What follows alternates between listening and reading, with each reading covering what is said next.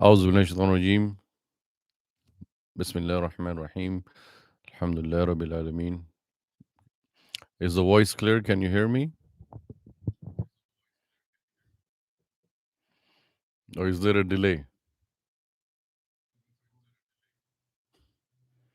Why is there a delay buffer?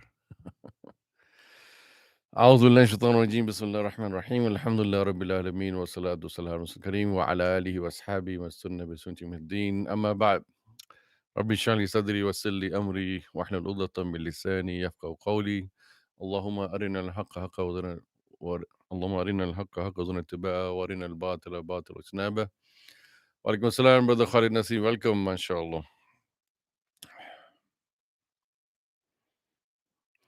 Today we'll be doing Juz 5, inshallah, summary.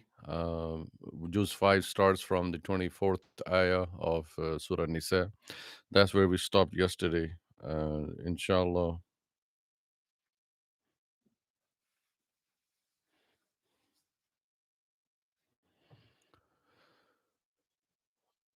So Juz 5 basically continues from Surah Nisa, verse 24 onwards, all the way up to verse 148, towards till the end. Majority of basically the whole of Juz 5 is within Surah Nisa. And like we said yesterday, last night, that Surah Nisa is named Nisa because of the the rights and obligations for women, the status, the honor, and all the issues that are related to women. Allah subhanahu wa ta'ala mentions in this surah. So continuing in the context onwards, Allah subhanahu wa ta'ala mentions in the surah about munafiqeen, about the characteristics of munafiqeen. Allah subhanahu wa ta'ala also mentions about the Ahl Kitab, especially the Bani Israel, and their characteristics, which are very similar that were mentioned to in Surah Baqarah initially that we covered. And therefore, Allah subhanahu wa ta'ala also mentions about marital relationship, the rights and the obligations towards a woman, and how marriage needs to be consummated in an amicable way. Allah subhanahu wa ta'ala also talks about in this surah, in this juz, about how husband and wife can reconcile in their marriage and how they can have a kind of mediation if there are any issues, like Allah says, hakama min ahliha wa hakama min ahli, that make one arbitrator from her family, one arbitrator from his family. In this Juz 5, also the very, very important ayah number 34 comes up also, which is the talk of the town for the whole world, especially the haters of Islam and those who hate Muslims. They always attack us Muslims and the Quran on this ayah number 34 because of one word that is mentioned in there. And the word is wadribuhunna. And they don't see the whole context of the ayah. They don't see all the other words mentioned in the ayah. They just pick up one word and they say, and they start bashing Islam, start attacking Muslims, and say, oh, look, your God is so harsh. Your God is so evil and cruel. He has allowed the men or the husbands to beat their wives. First of all, a clarification needs to be first informed to our own fellow Muslims. Many of our Muslim brothers and sisters, they don't understand this ayah number 34 in Surah Nisa clearly, that what is the context and what is the meaning. Because remember, Quran was not revealed in English. Quran was not revealed in French or Urdu or Pashto, Punjabi or Farsi or Italian or German. Quran was revealed in Arabic language, and therefore we have to understand the syntax, the morphology, the context of the Arabic language, the aspects of the language itself, that we understand what it means, inshallah. Walaikum salam, brother Zamir from Orlando, Florida. First of all, Allah Subhanahu says in Surah, in verse 34 in Surah Nisa, is Ar-Rijalu Qawwamuna lin-Nisa. Walaikum salam, Zadi uncle. Walaikum salam from Houston, Texas. First of all, Allah Subhanahu tells us that the men are the caretakers and protectors and the providers for women. Alaikum salam, brother Hafiz Ajmal Saab from Bayshore, Long Island, mashallah. Welcome joining. So Allah subhanahu wa ta'ala in this ayah is saying, الرجال قوامون على النساء بما فضل الله بعضهم على بعض. One thing we have to understand, very important, is that Allah subhanahu wa ta'ala is the creator and the originator of everything. And He created human beings, men and women. And Allah knows what is the nature and tabi'ah of the men and of the women both. And Allah subhanahu wa ta'ala knows that what is a good harmonious relationship between husband and wife and man and woman. Therefore, Allah subhanahu wa ta'ala has made in such a context one party responsible, and that is the men. The men are responsible, are obligated by Allah. To all those women out there that are watching or listening, I always say this, that before we run into feminism, before we run into feministic ideology and the provocation that the feminists do against Islam, against Quran, against Allah subhanahu wa ta'ala, just by picking things, nitpicking and picking things out of context. We have to understand that Allah subhanahu wa ta'ala is our creator, our master. He is the one who created us. He knows what is best for us. And the best example I give is that, when we first start learning how to drive, when you start first learning how to drive, you don't know unless you have someone to teach you. Usually you learn on your dad or mom's car. So that is there. Uh, just learning from whatever the you have available roads. But if someone is lucky and good enough and they get a professional training company to come and teach you how to drive, those trainers that come, that special companies, they have special cars with two steering wheels, one on the driver's side, one on the other passenger side. These are special cars where they have the steering wheel and control also on the Walaikum Assalam, Brother Nadeem, on the passenger side. So the trainer sits on the right side on the passenger side, and you, as the first person learning how to drive the car, you're there. Why is there controls and steering wheel on the other side? For protection, for preservation, that you are a novice, new driver. You are just learning how to drive. God forbid if you do something wrong and you go the other way, what's going to happen?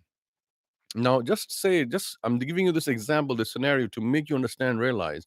Let's just say that you, as a new driver, you want to go somewhere, and the trainer, the teacher says, no, I want to go other way. Where is the car going to head? Is the car going to go anywhere? If you, the learner and the trainer, the teacher, if you start having a fight, a disagreement, that no, I want to take the car this way. He says, no, I am the trainer. This is my car. I'm going to take the car this way. The car will not go anywhere, and you'll be just fighting and bickering and arguing, and ultimately is going to cause a crash. In the same way, this ayah needs to be understood. Ayah number 34 in Surah Nisa. الرِّجَالُ قَوَّامُونَ عَلَى النِّسَاءِ. The misunderstanding of this ayah amongst Muslims and obviously amongst non-Muslims is creating a lot of ruckus, a lot of misunderstanding, confusion, and misconception in the world.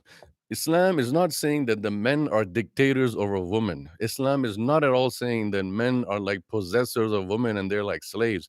What Islam is saying, Allah is saying, الرجال قوامون على النساء. قوامة comes from the, wa alaikum salam, Brother Kareem Mahmood.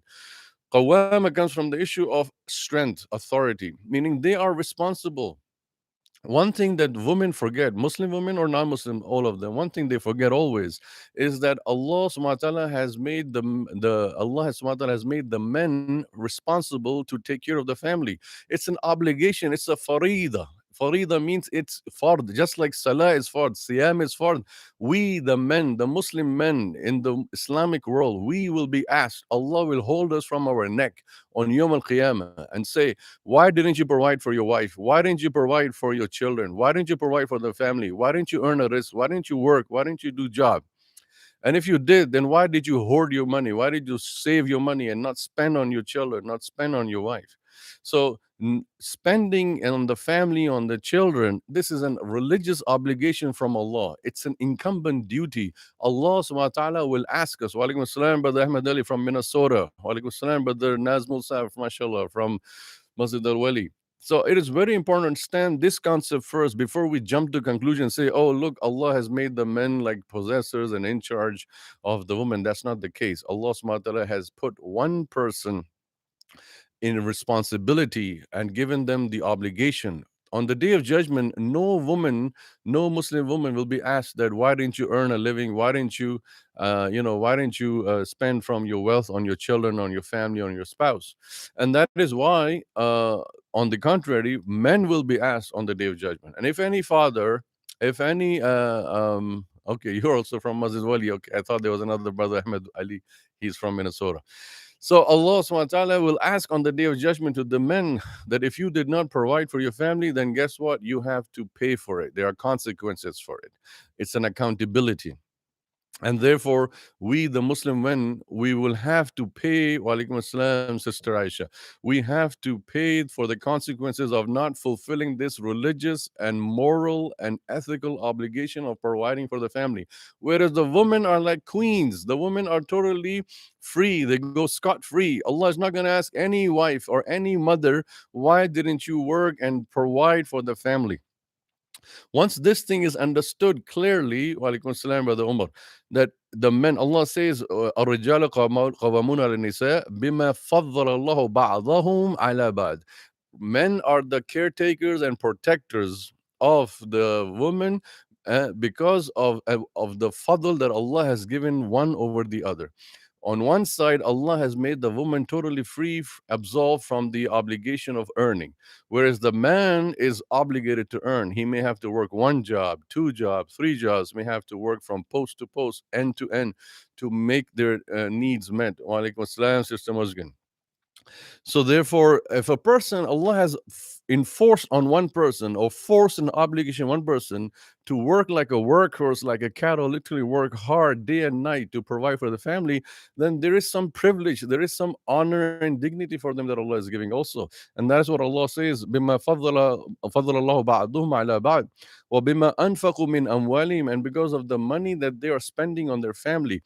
Many Muslim women today misunderstand this part of the ayah, that بِمَا أَنفَقُوا min amwalihim, that oh, my husband has a privilege over me because of money. Forget it, get lost. I have my own job, I can take care of my finances, I have my own money, I don't need my husband. And this kind of mentality is creating a lot of divorce. It's creating a lot of dissension between husband and wife. You see, brothers and sisters, marriage is not just about money. Marriage is not just about sexual pleasure or for lust and desire. There's a bigger thing. Marriage is an institution. And this very institution is endangered right now as we speak in 1441 in 2020. In this time and age, marriage as an institution, even in the 57 Muslim countries, declared Muslim countries, marriage as an institution is in danger, in devastation, because people are considering marriage just for two things: fulfillment of desires and lust, and fulfillment of money and obligations. This is very important to understand. Walaikum salam, Brother Gibran. So it's very important to understand that marriage is not just about money and lust and desire. Marriage is an institution. It builds a family, and one family constitutes a nucleus, and then when there are many families, they constitute a bigger atom. And then when the families join together, become an ummah and the whole structure. If the family is weak, if the family is divided, if the family is broken, then the whole institution of the ummah falls apart. We have a collateral damage. So therefore, husband and wives, walaikum assalam, Ramadan Mubarak, Talha, my cousin from Toronto, Canada. Very good. Congratulations. Nice seeing you. Welcome, welcome. So it is very important to understand this ayah in the 5th juz in Surah Nisa, verse 34, that what is Allah telling us? That look, Allah has given privilege and a little bit of an edge to men over women because of the responsibility they have and because of the money that they spend in caretaking of the family. But at the same time, it does not mean that they are dictators, authoritarian, obligatory, and they can do whatever they want. No, it's like pilot and co-pilot. Just like in an airplane, you have a pilot, the main one, and the co-pilot is assisting and helping. The wife is the co-pilot, the father, the husband is the pilot. Just like in a huge ship, like a Titanic, you have one captain and a co-captain. So the wives and the mothers are the co-captains, co-pilots, co-drivers.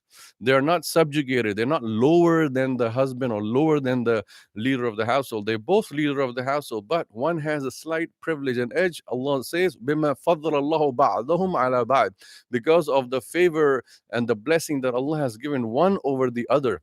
Meaning this ayah has the secret for the success of marriage.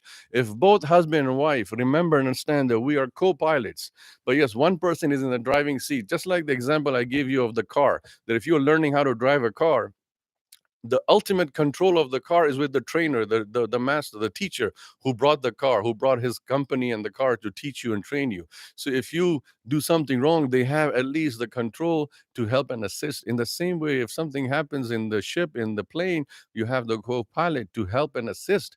But at least one person is there, because if you have two heads, then this will create friction. This will create friction in the sense that you have two leaders, two heads, both saying that, I want to go this way, I want to go this way. The family will get nowhere. The institution will not get anywhere. But at the same time, it does not mean that the woman and the wives are any less in terms of control of the family. They have full control and full leadership also. They provide assistance to the husband, to the father of the house, in terms of the moving of the family. And that is why Allah says, فَالصَّالِحَاتُ قَانِتَاتُ حَافِظَاتُ الْغَيْبِ بِمَا حَفِظَ اللَّهِ. That remember that the women who are salihat, who are pious and righteous, the women that are qanitat, who are extremely obedient, devoutly worshipping Allah subhanahu wa ta'ala, and the women that are hafidhat lil ghaib, who are protecting for the ghaib, the unseen at the home, meaning while the husband is away, in the ghaib they are protecting them. These women are protecting the izzah, they're protecting the respect and honor and dignity of the family by not allowing any unknown man in the house while the husband is away, not allowing any non-mahram.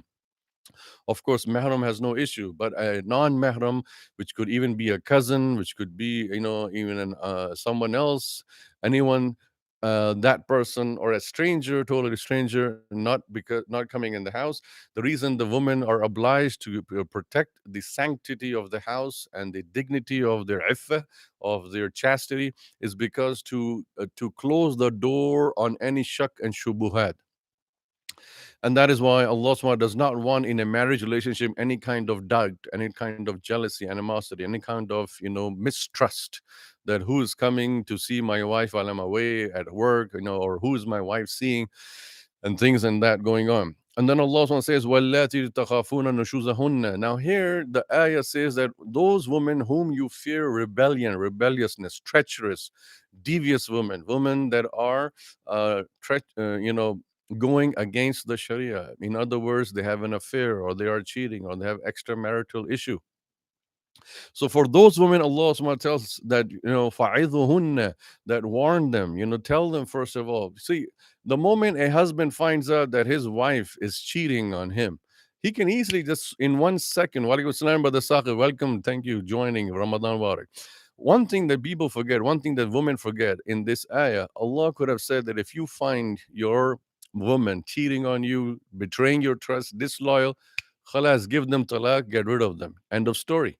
But no, Allah wants to protect the sanctity of marriage. Allah wants to protect the institution of marriage. And that is why Allah subhanahu wa ta'ala is telling the husband that, look, the moment you find nushuz, the word nushuz meaning rebelliousness. What? You're in Dubai? Oh my God, okay.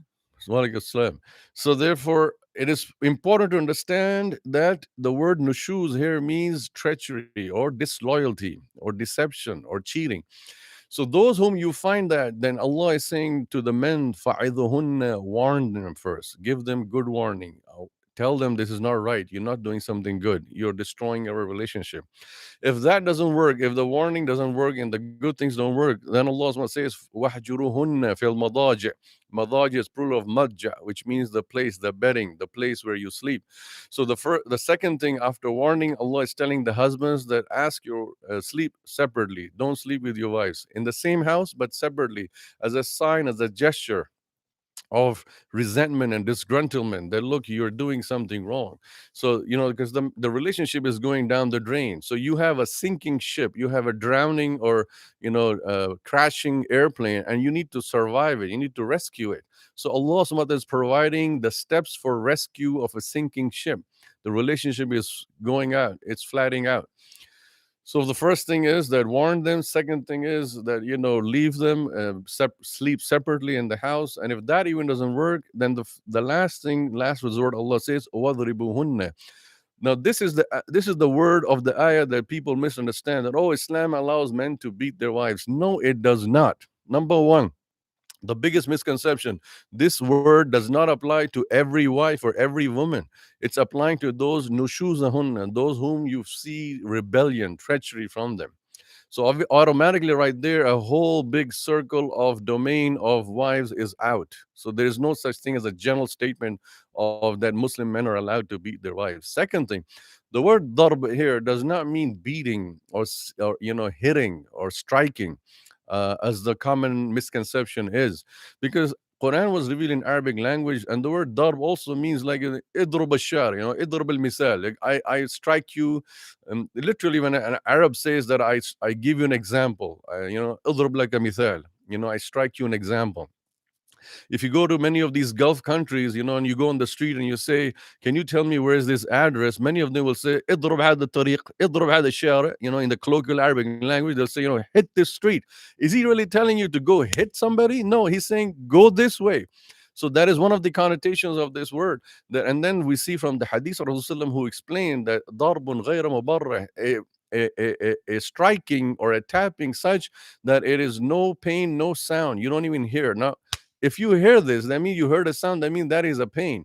So it is really like a pat, like a strike pat, a pat on the hand, on the palm, to the person, to let them know that the husband has tried all the means. He did the warning, he separated from the bed, and you're still not giving up your treachery, your rebelliousness. And now he's just saying, "This is my last resort. I just give you a gesture that I'm unhappy with you. That's it." It's not like that the person is allowed to go and beat their wife or even strike them or hit them. There are many injunctions from the hadith about this word itself, that what are the contexts, in what concept it should be done, and what is the place that should be done. All of this shows us that it is not at all. And above all, I must say to all the brothers and sisters in Islam, that who was the best husband in the whole world? Wa alaikum assalam, brother Fawad. The best husband in the whole world was Muhammad Sallam. Did he ever strike or tap his wives? Did he ever do anything physical to his wives? In fact, he didn't have just one or two wives. He had many wives. We don't see any recollection, any of the wives saying that the Prophet Muhammad Sallam ever touched or striked his wife, even if he was upset with them. So therefore, we do know that the best thing, the best and most important thing of this ayah, the reason I'm putting so much time on this ayah, my dear, this is Islam, because the enemies of Islam, those who hate Islam, they are polluting the minds of everyone. That, look, Islam says you can beat your wives. No, it does not say that. You are taking things out of context, and you're misinterpreting the Arabic words. Quran was revealed in Arabic. Inna anzalnahu Qur'anan Arabiyyan. Quran was not revealed in English. Definitely, when you're trying to translate a word from another language, some misconstruement can happen. So you have to understand the originality of the word, what it was revealed, in what context it was revealed. It was just a gesture of showing disgruntlement, displeasure to the wife, that, look, I tried all the avenues to reconcile with you, but you are not giving up your ways, your bad ways of deception and deceiving and breaking the trust in the marriage relationship. So as a last resort, only the tap is there. Then Allah Subhanahu says, فَإِنْ أَطَعْنَاكُمْ فَلَا تَبْغُوا عَلَيْنَا سَبِيلًا. And if they obey you, then do not seek any other means. What does this part of the ayah mean? Meaning that if the ship is sinking, the plane is diving and crashing, and you've rescued it, after all these ways, after all these means that are highlighted, the three ways, if the wife came to her senses, if the wife realized that I should not have my boyfriend, I should not be sleeping with other men, my husband has been advising me, counseling me, and finally she realizes it, and she makes tawbah. She makes tawbah to Allah, and she says sorry to the husband. Then Allah has ordered in the ayah to the husband that now, after all of this, you should not let her go, meaning you should not release her, don't give divorce to her.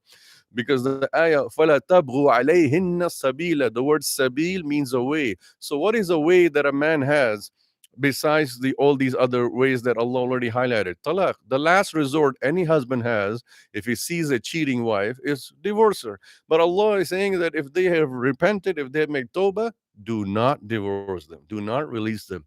And yes, whatever the bitterness and sourness came because of that extramarital affair, forget about that, forgive her, ignore and forget that, and come back into the relationship and make the relationship stronger. You see, brothers and sisters, marriage is an institution that shaitan wants to break all the time, because shaitan knows that if I break a nice healthy happy marriage, then I can create a lot of collateral damage in the world.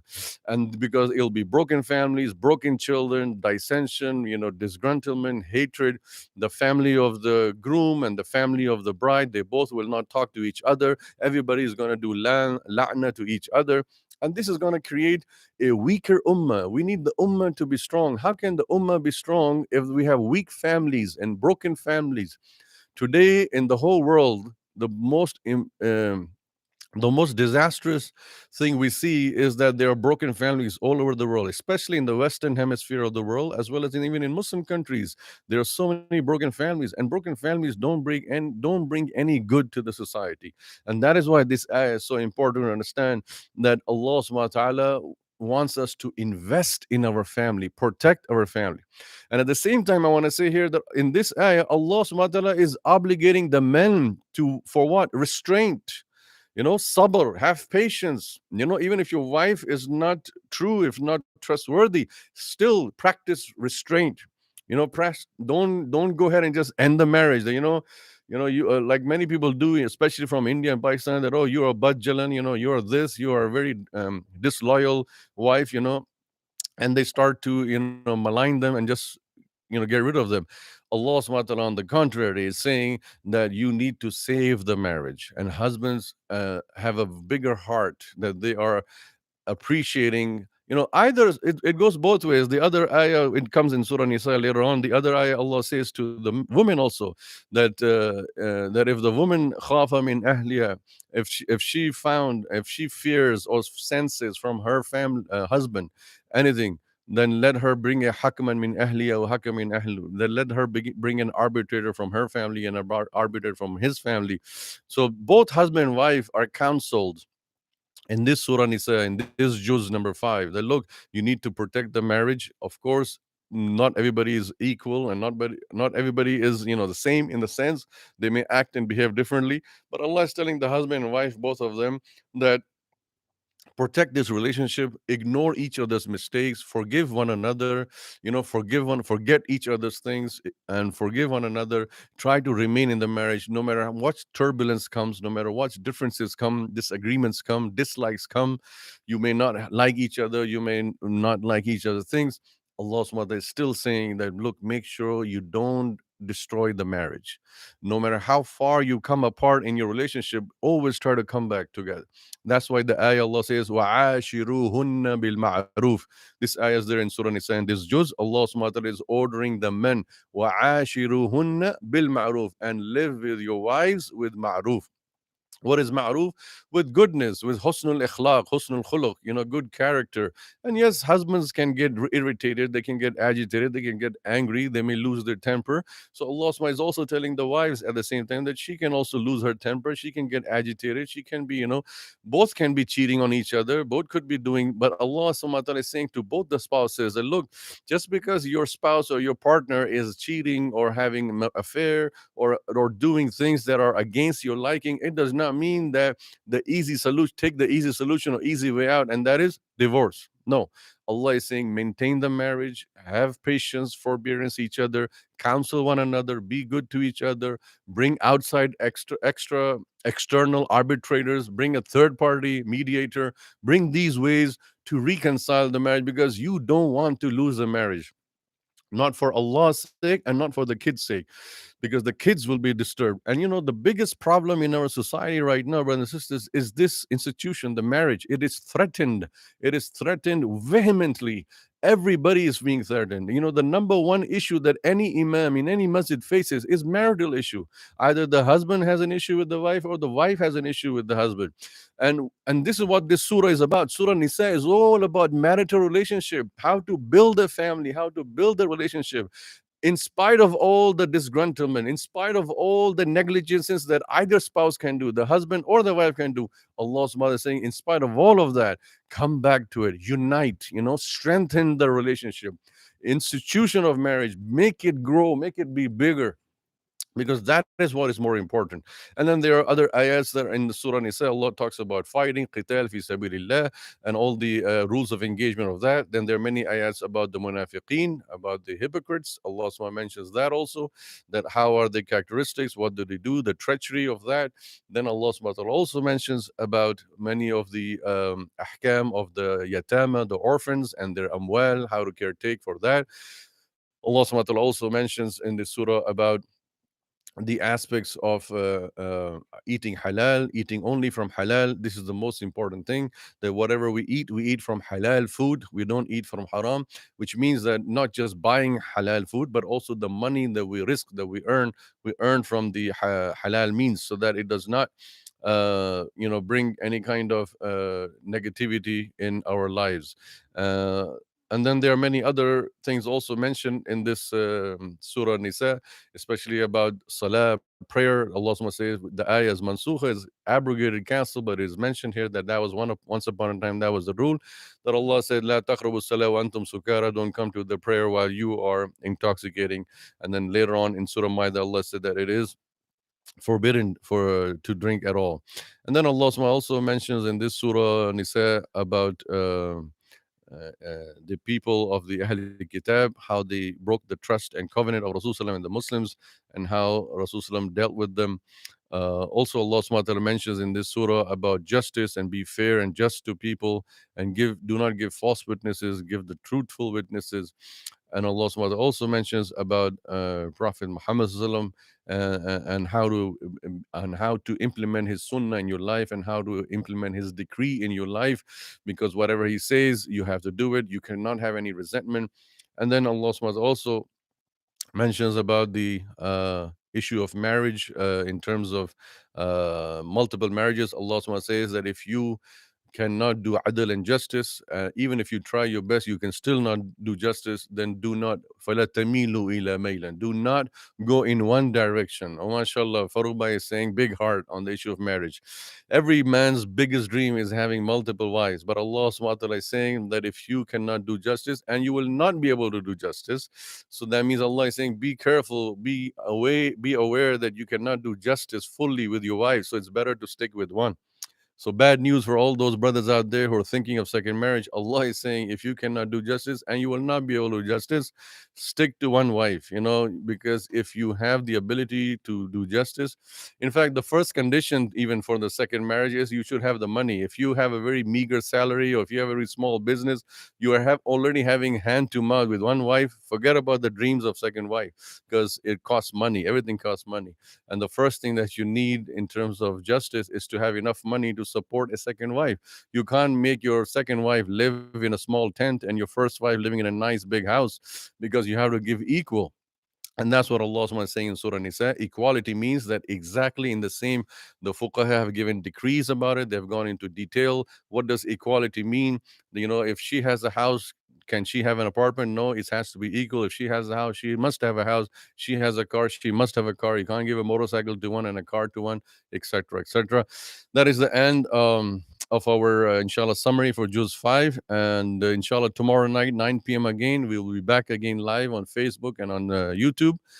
Please, those of you watching on YouTube, like our channel, subscribe to our channel. All of you, those on your Facebook, can you please go to our YouTube channel and subscribe? We need more subscribers. We need 1,000 subscribers, so then the masjid will start benefiting, and you don't have to give any money. Just by you subscribing, the masjid will benefit because of the monetization of the videos, inshallah, over there.